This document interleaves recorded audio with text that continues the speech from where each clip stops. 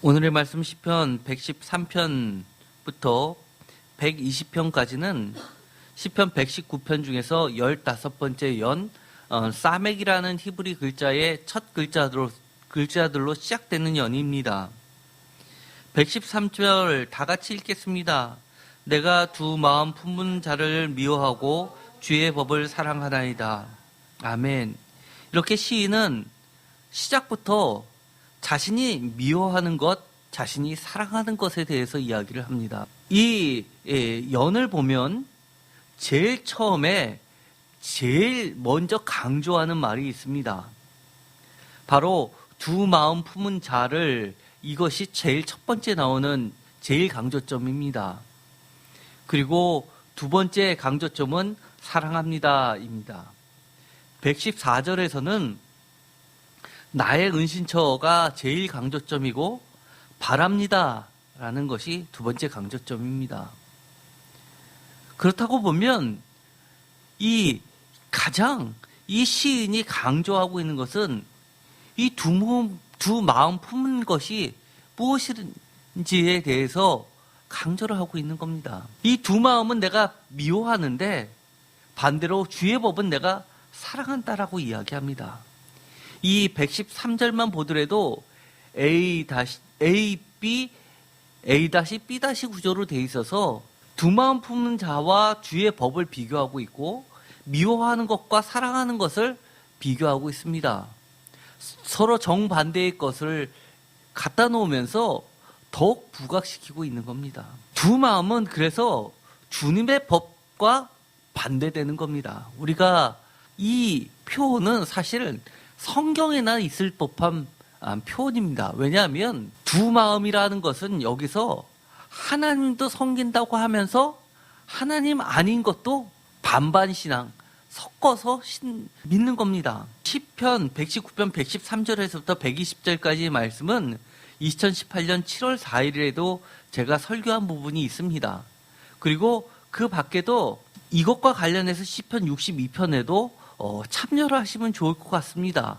그래서 이 시편 62편을 설계했었던 2019년 1월 20일 것이나 2018년 7월 1일에는 제가 시편 25편도 설교를 했는데 그것도 함께 보시면 좋을 듯합니다. 왜냐하면 이 113편부터 120편까지의 이 저자는 이 62편이나 25편도 너무나 잘 알고 있는 시인인 듯합니다. 어쩌면 이 62편과 25편의 영향을 무척 받은 시인이 이 113편부터 120편까지를 지었지 않을까라는 생각마저 들게 됩니다. 하나씩 말씀을 드리도록 하겠습니다. 이 두 마음 품은 자들 미워한다라는 이 두 마음에 해당하는 것을 보면 우리가 영화를 보듯이 그림 언어로도 표현할 수 있습니다. 대표적으로 누가복음 24장에 보면 이런 엠마오에 대한 이야기가 나옵니다. 예수님이 돌아가셨는데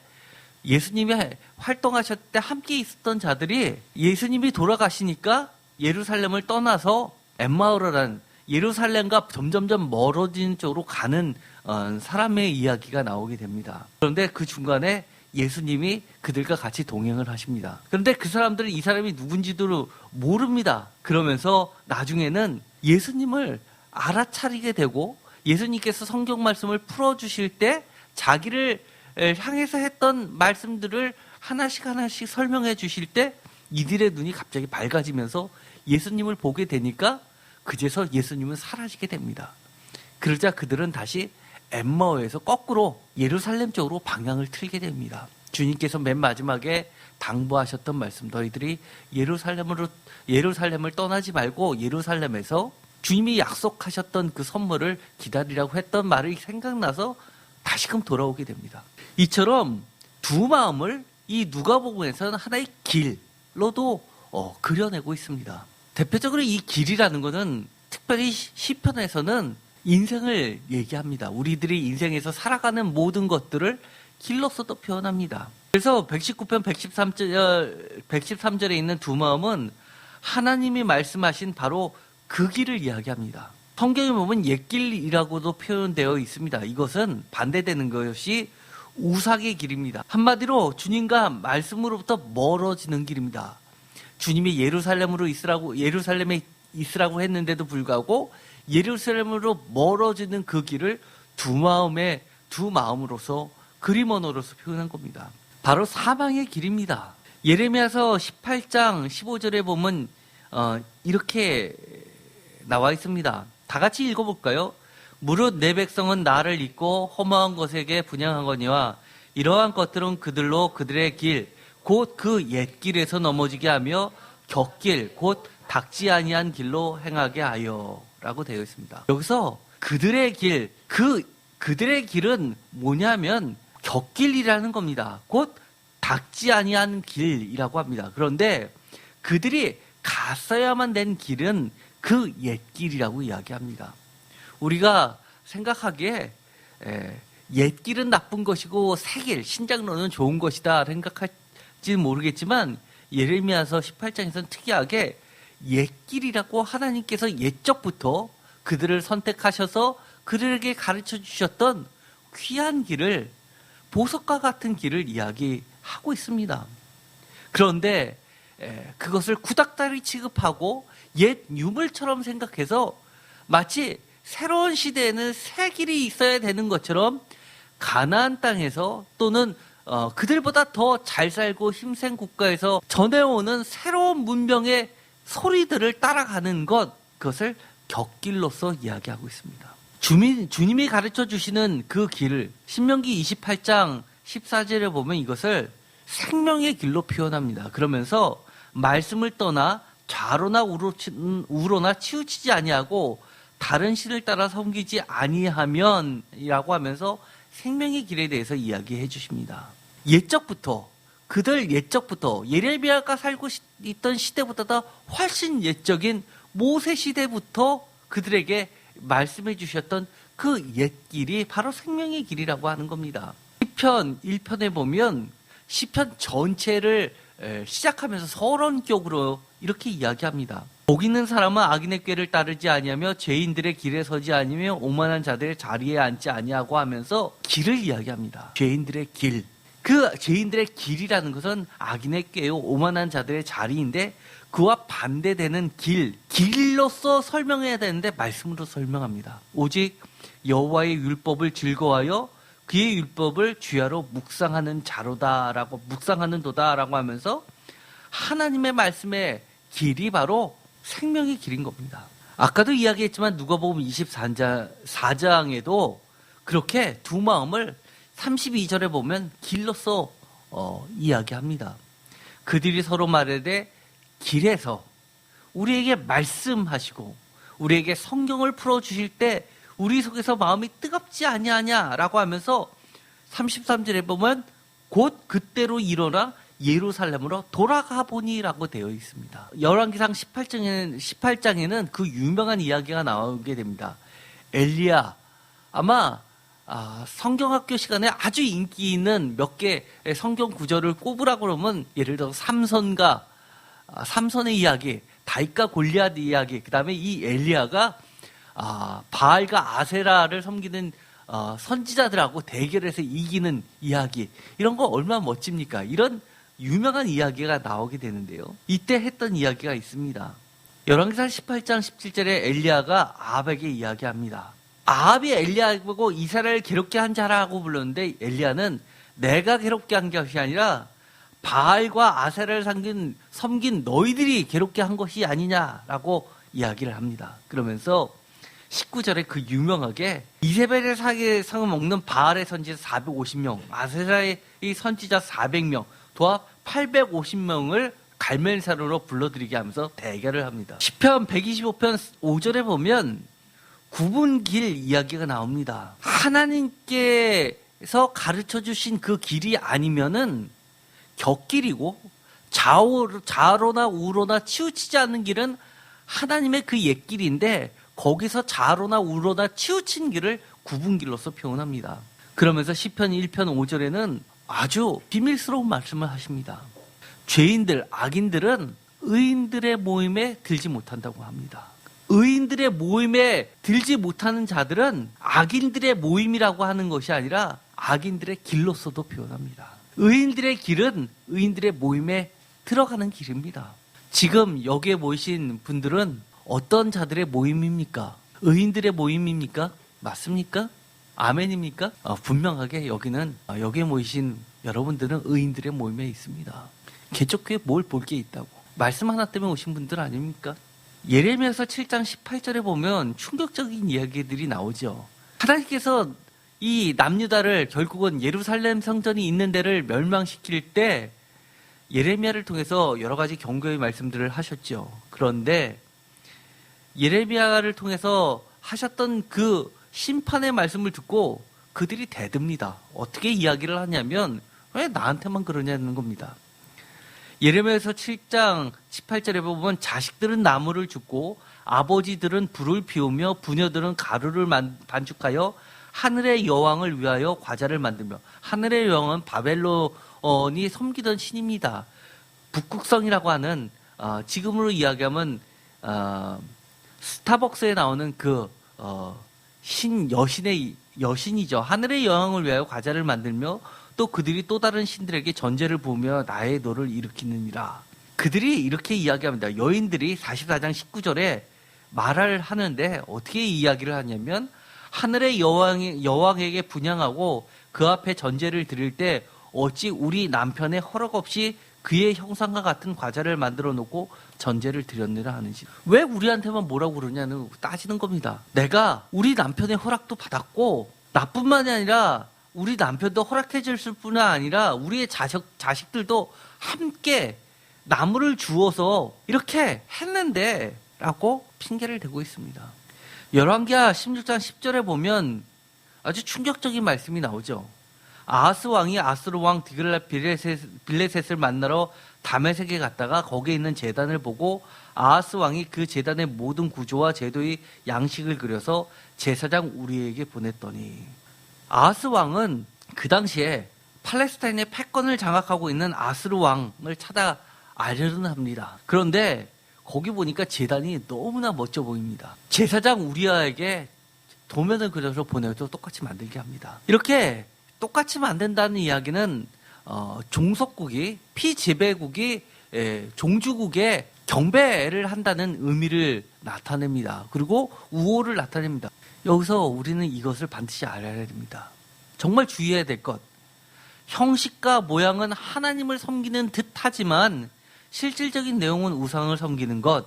이것은 다 뭐냐면 하나님과 하나님의 말씀 외에 다른 것을 주인으로 삼는 것입니다. 그 제단의 모양을 만들어서 내용은 하나님을 섬긴다고요? 열왕기하 18장 3절과 4절을 보면 히스기야의 놀라운 종교개혁 이야기가 나오게 됩니다. 어느 정도로 하나님을 섬겼냐라고 할 때 4절에 보면 다 같이 읽겠습니다. 그가 여러 산당들을 제거하며 주상을 깨뜨리며 아세라 목상을 찍으며 모세가 만들었던 놋뱀을 이스라엘 자손이 이때까지 향하여 분향함으로 그것들을 부수고 느우수단이라 일컬었더라. 느우수단, 놋조각이라고 조롱합니다. 그런데 산당들, 예를 들어서 주상을 깨뜨리고 아세라 목상을 깨뜨리고 이거는 철저히 우상을 파괴하는 거죠. 그런데 심지어 모세가 만들었던 놋뱀마저도 조롱하면서 다 부셔버립니다. 모세가 만들었던 놋뱀이 우상화돼서 그것을 섬겼던 겁니다. 그러자 그것까지 부셔버립니다. 마치 예를 들어서 이 십자가, 바로 예수님을 상징하는 복음의 상징이죠. 그런데 누군가가 이 십자가를 우상시했을 때, 그것이 보편화됐을 때 누군가가 나타나서 종교개혁을 한다면서 저 십자가를 깨부셨다고 생각합시다. 그게 받아들여지겠습니까? 그런데도 불구하고 이런 일을 하는 겁니다. 예를 들어서 대표적인 것이 있죠. 무슨 십자가가 우상시, 주문처럼 사용하는 경우가 있습니다. 드라큘라 영화가 영화계에서는 가장 오래된 주제라고 합니다. 70년이 넘었다고 그러죠. 최초의 드라큘라 영화가 나오고 시리즈로 나오는데 제일 먼저 나온 게 지금으로부터 70년 전의 영화랍니다. 흑백 영화. 대단하죠. 근데 거기 보면 지금도 드라큘라가 나오면 십자가 모양을 막 그려댑니다. 그리고 십자가 되면 그 드라큘라가 막 뒤로 물러섭니다. 심지어 영적인 기도를 한다는 치유의 은사가 있다고 하시는 분이 이런 얘기하는 것을 들었습니다. 아픈 부위에 십자가를 이렇게 그리면서 기도를 하면 빨리 들어준다고 합니다. 제가 전에 말씀을 드렸죠. 하나님께 예수 그리스도의 이름으로 믿음으로 하는 기도는 가장 능력이 있는 기도입니다.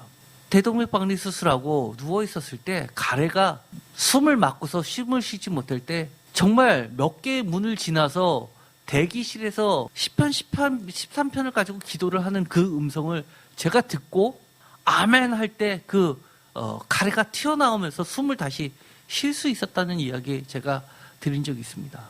우리가 알든 모르든 깨닫든 못 깨닫든 하나님께 예수 그리스도의 이름으로 믿음으로 드리는 기도, 이것은 능력 있는 기도지 모양새를 갖춘다고 되는 것 아닙니다. 그런데 아까 이 아하스 왕이 그 제단을 그리라고 했었던 제사장 우리아라는 그 사람은 사실 이사야서 8장에 보면 어떤 인물이냐면 이 이사야 선지자가 8장 2절에 보면 내가 진실한 증인 제사장 우리아와 라는 말을 통해서 보면 이사야 선지자도 굉장히 진실되다고 이야기했던 사람이 바로 제사장 우리아입니다. 그런데도 불구하고 이런 자가 반반 신앙을 가지고 있었던 겁니다. 그렇기 때문에 우리가 신앙생활을 할 때 쉽지 않습니다. 정말 진실되게 하나님을 믿는다는 것이 그만큼 어려운 겁니다. 여러분이 정말 하나님이 칭찬할 정도로 그렇게 하나님이 인정할 정도로 진실된 성도들이길 바랍니다. 열왕기하 16장 11절에 보면 결국 우리아는 아하스 왕이 시킨 대로 다 했습니다. 그런데 열왕기하 16장 15절에 보면 이 아하스 왕이 했던 말이 나오는데 그 말을 보면 자신도 찜찜함이 있었다는 것이 드러납니다. 아하스 왕이 제사장 우리에게 명령하여 이르되 아침 번제물과 저녁 소제물과 왕의 번제물과 그 소제물과 모든 국민의 번제물과 그 소제물과 전제물을 다 이 큰 제단 위에, 이 큰 제단 위에라는 것은 다메섹에서 섬기는 그 제단의 모양을 번떠온 것이죠. 위에 불사르고 또 번제물의 피와 다른 제물의 피를 다 그 위에 뿌리라. 그 뒤를 다 같이 읽겠습니다. 오직 놋제단은 내가 주께 여줄 일에만 쓰게 하라 하며. 이 얘기가 뭡니까? 정말 내가 중요하고 하나님의 음성이 필요하다는 그 일에는 이 놋제단만 하는 것이 없다는 얘기입니다. 이 큰 신식 제단은 아무 소용이 없다는 겁니다. 하나님도 그거를 원치 않는다는 겁니다. 그러면서 본인은 이렇게 이야기할 수도 있겠죠. 내가 다메섹 왕의 침략을 받고 멸망당하지 않으려면 그들에게 잘 보이려고 모양새는 갖췄지만 중심은 하나님을 섬겼다라고 말할 수 있겠지만 하나님은 그렇지 않다고 이야기를 하는 겁니다. 시편 1편의 2절에서 이야기하는 것처럼 오직 여호와의 율법을 즐거워하여 그의 율법을 추야로 묵상하는 우리 새인교회 성도들이 모두 되었으면 좋겠습니다. 누가복음 13장 24절에는 예수님은 좁은 문으로 들어가기를 힘쓰라 라고까지 이야기합니다. 세상 사람이 다 쫓아가는 것, 그럴싸한 것을 자꾸만 쫓아가지 말고 정말 옛길, 좁은 문, 그것을 쫓아가라고 이야기합니다. 두 번째, 하나님과 말씀을 믿지 않고 받아들이지 않고 자신의 생각과 고집대로 살아가는 모든 것, 이것이 바로 두 마음입니다. 하나님이 없다, 이 말은 하나님은 계시지만 계셔도 인간 세계에 관여하지 않는다라는 것과 마찬가지입니다. 하나님이라도 이것까지는 할 수 없다라고 하는 제한된 신앙도 두 마음입니다. 또는 하나님은 잊으셨다라고 이야기하는 것도 마찬가지입니다. 더 나아가서 하나님은 모르실 거야 라고 하는 것도 두 마음입니다. 세상은 성경 말씀과는 다르고 성경 말씀은 교과서일 뿐이다. 세상에서 믿을 건 나다 라고 하는 실질적인 무신론자들, 이것들은 다 두 마음이고 하나님을 믿지 않는 거나 마찬가지입니다. 시인이 이런 자들을 미워한다라고 이야기합니다.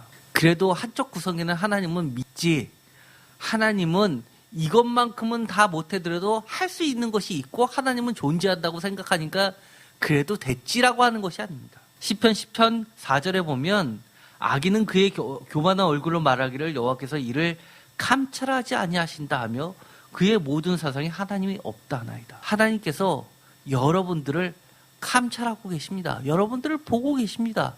여러분들이 지금 하나님께 드리는 그 기도 제목을 하나님은 알고 계십니다. 이것이 믿음입니다. 정말 시편 53편 1절에 보면 하나님이 없다 하는 자들, 이것을 다 어리석은 자들, 가증하다고 부패하다고 이야기합니다. 시편 125편 5절에도 구분기를 이야기합니다. 시편 53편 2절에서 보면 분명하게 하나님이 하늘에서 인상을 굽어 살피사 지각이 있는 자와 하나님을 찾는 자가 있나 보려 하신지이라고 이야기합니다. 우리가 하나님을 찾는다고 열심히 기도한다고 이야기하지만 사실은 우리가 하나님을 찾는 그 열심보다도 더 하나님은 하나님을 찾는 자들을 찾고 계신다고 믿으십시오. 그렇기 때문에 여러분의 기도 제목은 반드시 이루어집니다. 가장 대표적으로 불신을 이야기할 때 시편 78편 19절에 보면 이 광야에서 그들이 했던 이야기를 그대로 이야기하고 있습니다. 하나님을 대적하여 말하기를 하나님이 광야에서 식탁을 베푸실 수 있으랴. 설마 이 광야에서 하나님이 푸짐한 저녁상을 차려주실 수 있겠느냐, 이것까지는 못하지 않겠냐. 하나님이 우리를 어떻게 해서 출애굽을 시켰을지 몰라도 이 광야에서 만찬을 우리가 먹을 수 있게끔 해주실 수 있겠냐라고 하는 그것이 바로 죄라고 이야기합니다. 그러자 78편 29절을 보면 하나님이 어떻게 하셨다고요? 하나님이 그들의 원대로 먹여주십니다. 그런데 31절에 보면 하나님이 그들에게 노염을 나타내사 그들 중 강한 자를 죽이시며 이스라엘의 청년들을 쳐 엎드리셨나이다. 33절 그들의 날들을 헛되이 보내게 하시며 그들의 횟수를 두려움으로 보내게 하셨다. 많은 학자들은 이 구절을 보면서 그렇게 이야기합니다. 그렇게 원대로 먹었지만 그들이 아마 땅에 떨어져 있는 새들을 먹어서 그들이 예를 들어서 조류독감처럼 스스로 떨어진 병든 부패된 그 고기들을 먹다 보니까 다 전염병에 죽은 게 아니냐라고 해석하는 학자들도 있습니다. 그러나 우연찮게 그들이 먹은 것이 아닙니다. 과거로는 그렇게 설명할 수는 있겠지만 분명하게 성경은 이렇게 이야기합니다. 하나님이 하셨다고. 우리가 세상에 살 때 보면 이렇게 반반 신앙을 섞은 사람들이 자기가 잘 되는 것, 그래서 세상에서 승승장구한다고 하나님이 나를 의롭다고 인정해 주셨다고 착각하는 경우들이 많습니다. 그러나 잘 생각해야 됩니다. 그것이 하나님이 인정해 주시는 건지 아니면 그들의 탐욕대로 놔두시는 건지 정말 조심해야 됩니다. 두 마음, 세 번째는 이겁니다. 하나님 외에 다른 것을 하나님보다 더 실질적 가치를 두는 것들입니다.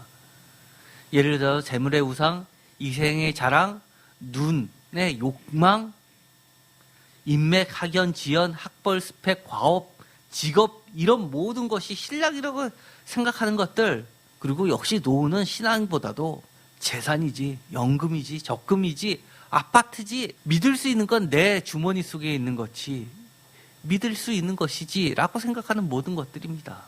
이런 모든 두 마음, 이것은 바로 신앙이 없다는 것을 이야기합니다. 요한일서 2장 15절에 보면 이렇게 되어 있습니다. 이 세상이나 세상에 있는 것들을 사랑하지 말라. 누구든지 세상을 사랑하면 아버지 사랑이 그 안에 있지 아니하다. 아버지 사랑이 그 안에 있지 않다고 이야기합니다.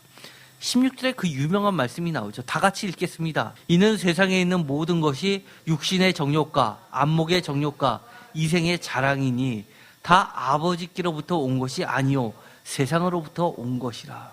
사실은 우리가 세상에 있는 모든 것, 육신의 정욕, 안목의 정욕, 이생의 자랑을 마치 세상으로부터 온 것이 아니라 하나님으로부터 주어진 선물인 것처럼 착각하면서 간증하는 경우들 사실 많이 있습니다. 이생의 자랑, 이것을 표준세 번역은 뭐라고 번역했는지 압니까? 표준세 번역으로 16절을 읽겠습니다. 세상에 있는 모든 것, 곧 육신의 욕망과 눈의 욕망과 살림살이의 자랑거리는 아버지께로부터 나온 것이 아니라 세상으로부터 나온 것이기 때문입니다. 살림살이의 자랑거리. 너무 번역을 재밌게 했죠. 살림살이의 자랑거리. 이런 거는 아버지께로부터 나온 것이 아니라고 이야기합니다. 예레미야서 17장 5절에 보면 이렇습니다. 여호와께서 이와 같이 말씀하시니라. 무릇 사람을 믿으며 육신으로 그의 힘을 삼고 마음이 여호와께서 떠난 그 사람은 저주를 받을 것이다. 사람 너무 믿지 마십시오. 육신으로 그의 힘을 삼지 마십시오. 자꾸 이러다 보면 하나님을 믿는 마음에서 점점점 떠날 수밖에 없습니다. 결국 그것이 저주가 됩니다. 119편 115절 너희 행악자들이여 나를 떠날지어다 나는 내 하나님의 계명들을 지키리로다. 이 말씀은 사실 히브리어로 읽는 어순이 훨씬 더 멋집니다. 제일 처음 강조점이 떠나라 이겁니다. 시작할 때 떠나라 라고 하면서 단호하게 이야기합니다. 우리는 떠날 걸 떠나야지만 두 번째 강조점 하나님께 가게 됩니다. 116절에 보면 주의 말씀대로 나를 붙들어 살게 하시고 내 소망이 부끄럽지 않게 하소서. 첫 번째 강조점은 붙들어라입니다. 붙들어라. 두 번째 강조점은 내 소망. 붙들어라 라고 하면서 떠날 건 떠나면서 붙잡아야 될 것이 바로 주님의 말씀이라는 겁니다. 마태복음 6장 24절에 보면 이렇게 이야기합니다. 다 같이 읽겠습니다. 한 사람이 두 주인을 섬기지 못할 것이니 혹 이를 미워하고 저를 사랑하거나 혹 이를 중히 여기고 저를 경히 여김이라. 너희가 하나님과 재물을 겸하여 섬기지 못하느니라. 아멘. 이 구절을 보면 이 시편 119편 113편과 사실 표현만 다르지 같은 말 아닙니까? 내가 두 마음을 품은 자들을 미워하고 주의 법을 사랑하나이다. 사랑하고 미워하는 것을 분명히 나타내면서 두 마음을 이야기합니다. 마태복음 6장 24절 주님도 이렇게 말씀하셨습니다. 한 사람이 두 주인을 섬기지 못한다라고 하면서 이를 미워하고 저를 사랑하거나 또는 이를 중히 여기고 저를 경히 여깁니다 라고 하면서 하나님과 재물을 겸하여 두 마음으로서 섬기지 못한다고 얘기합니다. 심지어 겸하여 섬길 수 있다고 생각하는 것 자체가 마태복음 13장 22절에 보면은 뭐라고 이야기하냐면 유혹이라고 이야기합니다. 그래서 마가복음 10장 22절에 보면 예수님의 제자가 되고 싶은 사람이 있지만 그 사람은 결국은 예수님을 떠나 섬기고 제자가 될 수 없었던 것을 뭐라고 이야기하냐면 그 사람은 재물이 많은 거로 이 말씀으로 인하여 슬픈 기색을 띠고 근심하여 결국 떠나갑니다. 이 유혹, 우리는 항상 이 유혹이 문제입니다. 어떤 유혹이라고요? 겸하여 섬길 수도 있지 않을까라는 것이 사실 두 마음의 유혹입니다. 사랑하는 것은 정말 적당히 사랑하는 것이 아니라 참된 사랑, 순수한 사랑만이 영원한 생명으로 우리를 인도해 주십니다. 그러나 거짓된 사랑, 그렇게 유혹에 넘어간 사랑, 이것은 둘째 사망으로 빠지게 할 뿐입니다. 그래서 성경에는 이런 말이 자주 나옵니다. 그 유혹, 섞인 것에 대한 유혹, 이것을 적은 누룩의 위험성으로 많이 표현합니다. 하나님을 믿고 예수님의 말씀대로 원수도 사랑해야 되지 않냐라고 하지만 원수를 사랑하는 것과 이 악을 포용하는 것은 사실 별개의 문제입니다. 진정한 사랑은 악을 제거하면서 사랑하는 겁니다. 그래서 우리가 신앙생활을 할 때는 이 땅에서 정말 필요한 것이 영적 분별력입니다. 왜냐하면 지금은 그 어느 때보다도 마지막 때라는 정말 절실함이 요구되기 때문입니다. 오늘 이 시인은 이렇게 이야기합니다. 제일 처음에 떠나라 라고 이야기하면서 깨끗이 정리하지 못하는 것은 아직도 악한 것을 사랑하기 때문이라고, 자랑스러워하기 때문이라고 이야기합니다. 떠나라, 이 말은 버려라 라는 말하고도 같습니다. 떠날 건 떠나야 합니다. 버릴 건 버려야 합니다. 버릴 것을 버리지 않고 깨끗이 청소한다는 것은 한마디로 속임수입니다. 있을 수 없는 착각입니다. 우리가 여기 의사 선생님도 계시죠? 수술할 때 어떻습니까? 제일 첫 단계 수술하러 들어갈 때 여러분 TV에서 보셨죠? 이렇게 하면서 열심히 닦습니다. 소독합니다. 고치기 전에 먼저 깨끗해야지만 고칠 수 있는 겁니다. 잘못하면 다 오염돼 버립니다. 데살로니가전서 2장 3절에 보면 우리의 겉면은 간사함이나 부정에서 난 것이 아니라 속임수로 하는 것도 아니라고 합니다. 4절에 보면 오직 하나님께 옳게 여기심을 입어 복음을 위탁받았으니 우리가 이와 같이 말하면 사람을 기쁘게 하려 함이 아니요. 다 같이 읽겠습니다. 오직 우리 마음을 감찰하시는 하나님을 기쁘시게 하려 함이라. 적당히 섞이면 얼마나 사람들이 좋아합니까? 웬만하면 신앙생활 그렇게 해도 되지 않습니까? 그런데 그런 건 다 사람을 기쁘게 하기 위한 거라고 이야기합니다. 하나님은 기뻐하시지 않습니다. 고린도후서 11장 19절에 보면 바울이 정말 한탄스러워하면서 하는 얘기가 나옵니다. 너희는 지혜로운 자로서 어리석은 자들을 어떻게 해요? 기쁘게 용납하는구나. 다른 말로 하면요. 표준세번역은 이렇게 번역합니다. 어리석은 사람들을 찰도 참아주십니다. 분별하라는 이야기죠. 116절을 다 같이 읽겠습니다. 주의 말씀대로 나를 붙들어 살게 하시고 내 소망이 부끄럽지 않게 하소서.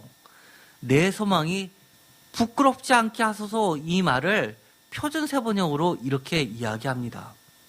주님께서 약속하신 대로 나를 붙들어 살려주시고 내 소망을 무색하게 만들지 말아 주십시오. 무색하다. 이 말은 무엇이냐 하면 사전에 보면 겸연쩍고 부끄럽다, 보잘것없다라는 뜻입니다. 본래의 특색을 드러내지 못해서 보잘것없다는 이야기입니다. 우리의 소망이 부끄럽지 않고 무색하게 하지 아니하려면 우리는 주의 말씀을 정말 붙잡아야 됩니다. 다른 것 붙잡으면 안 됩니다. 고린도전서 5장 6절에 보면 너희가 자랑하는 것이 옳지 아니하도다. 적은 누룩이 온 덩이에 퍼지는 것을 알지 못하냐? 7절 너희는 누룩 없는 자들인데 새 덩어리가 되기 위하여 묵은 누룩을 내버려라 라고 분명하게 말씀을 하셨는데 그 말씀 붙잡아야 됩니다.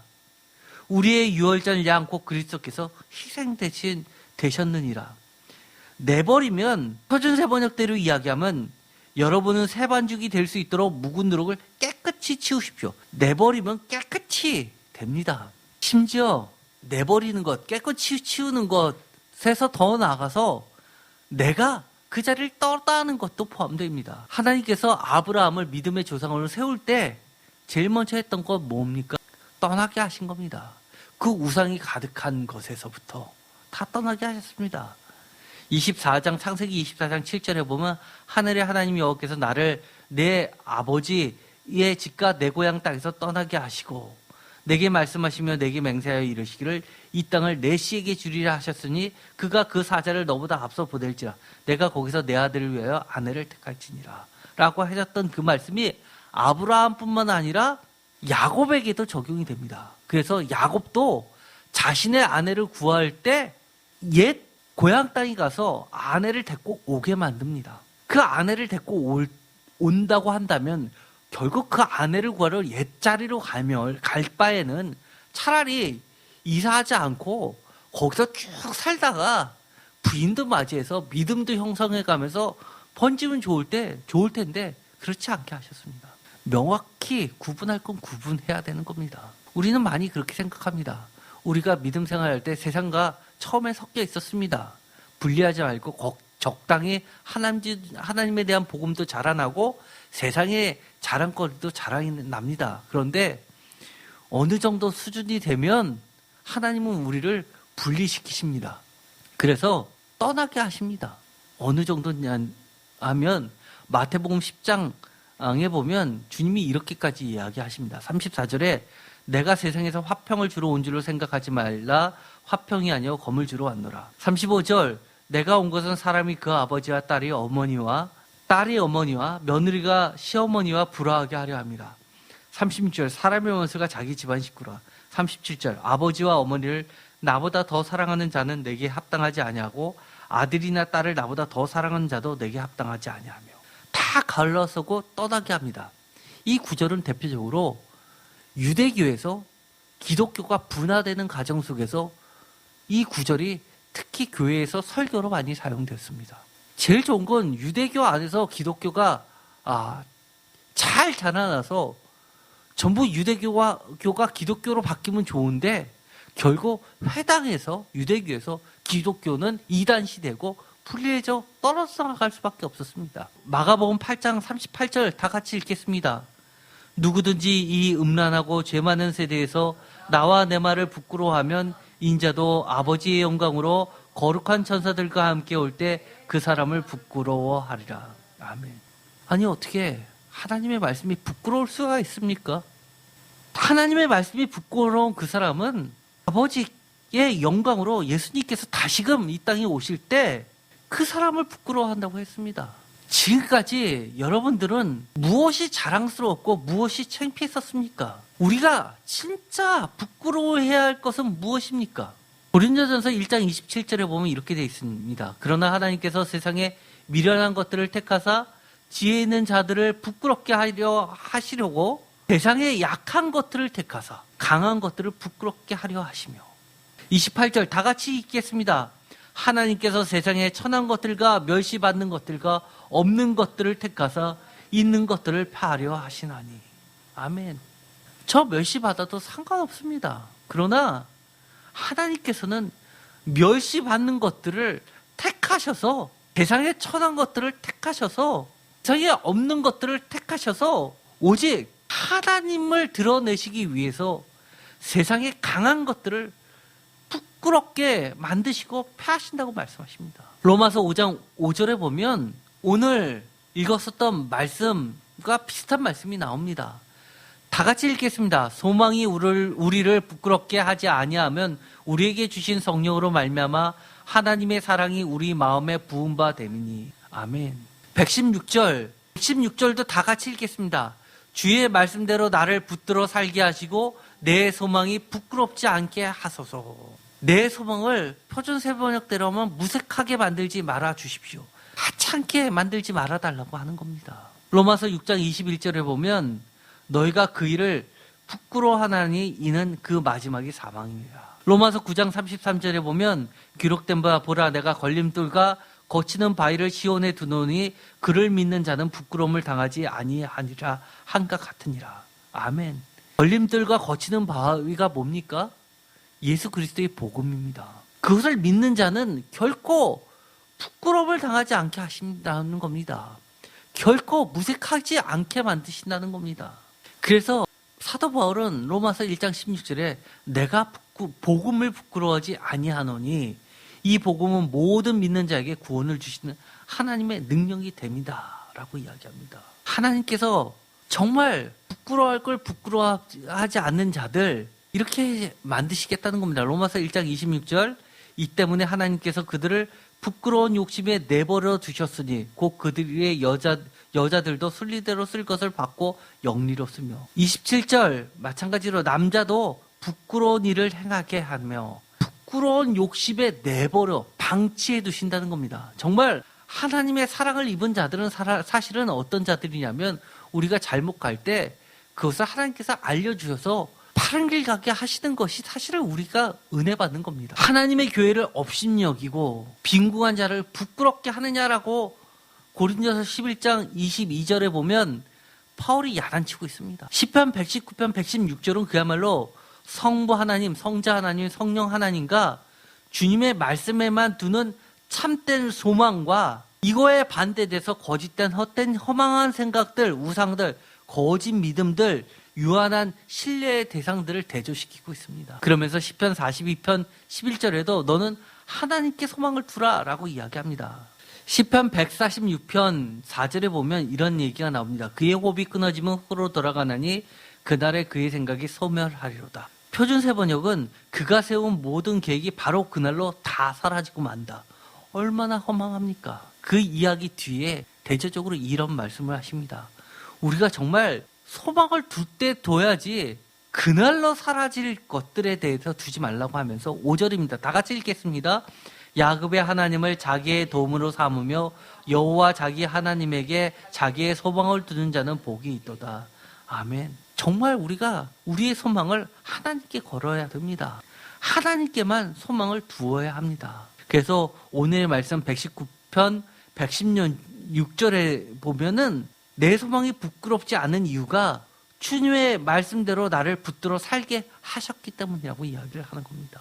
117절에 보면 나를 붙드소서라고 제일 먼저 이야기합니다. 그것도 두 번째 강조점은 항상이라고 이야기합니다. 118절은 반대로 주께서 멸시하셨다라고 하면서 두 번째 강조점 맨 뒤에 저희의 괴사라고 이야기합니다. 나를 붙들어 주십시오라는 이 이야기를 공동 번역을 이렇게 번역합니다. 공동 번역으로 다 같이 읽겠습니다. 내가 기댈 지주 되어 주소서.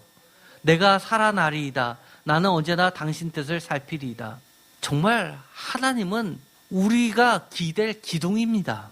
주님께서 멸시하셨다는 그 말은 공동 번역은 엎어버리셨다라고 번역합니다. 그러면서 그들의 속임수는 다 헛되다. 심지어 공동 번역은 그들의 계산은 다 허황되다. 우리가 세상을 살 때 소위 말해서 똑똑하다는 사람 얼마나 계산을 많이 하는지 모릅니다. 이거 하면 뭐하고 이렇게 돼서 뭐하고 그러나 우리가 인생 살 때 우리가 계산대로 됩니까? 우리가 생각했던 대로 다 됩니까? 하나님께 소망을 둔 사람은 우리가 계산대로 안 돼도 하나님이 언제든지 우리를 멸시치 않으시기 때문에 우리의 소망대로 하나님은 우리를 살려주십니다. 언제나 우리에게 기댈 기둥을 마련해 주십니다. 119절 다 같이 읽겠습니다. 주께서 세상의 모든 악인들을 찌꺼기같이 버리시니 그러므로 내가 주의 증거들을 사랑하나이다. 120절 내 육체가 주를 두려워함으로 떨며 내가 또 주의 심판을 두려워하나이다. 여기 보시면요 정말 무서운 말씀이 있습니다. 119절은 시작에 제일 강조점이 뭐냐면 찌꺼기같이입니다. 120절의 첫 번째 강조점은 떨며입니다. 표준세 번역으로 번역하면 이렇습니다. 세상의 모든 악인을 찌꺼기처럼 버리시니 내가 주님의 증거를 사랑합니다. 공동 번역은 이렇게 번역합니다. 찌꺼기처럼 치우신다고 이야기합니다. 그래서 두려운 겁니다. 하나님이 제껴두시는 게 아니라 어떻게 해요? 찌꺼기처럼 버리신다고. 우리를 하나님이 찌꺼기처럼 치우실까? 사실 저는 걱정스럽습니다. 그래서 하나님이 우리를 찌꺼기처럼 버리시기 전에 잠언서 25장 4절에 보면 뭐라고 얘기했냐면 은에서 찌꺼기를 제하라. 그리하면 장색에 쓸만한 그릇이 나올 것이요. 찌꺼기처럼 치워지지 않으려면 먼저 우리가 우리 속에 있는 찌꺼기를 빨리빨리 우리가 치워야 됩니다. 찌꺼기 잠언서 25장 4절 바로 그 다음에 해석을 붙입니다. 악한 자를 제하는 겁니다. 악을 제하는 겁니다. 그러면 어떻게 된다고요? 견고해집니다.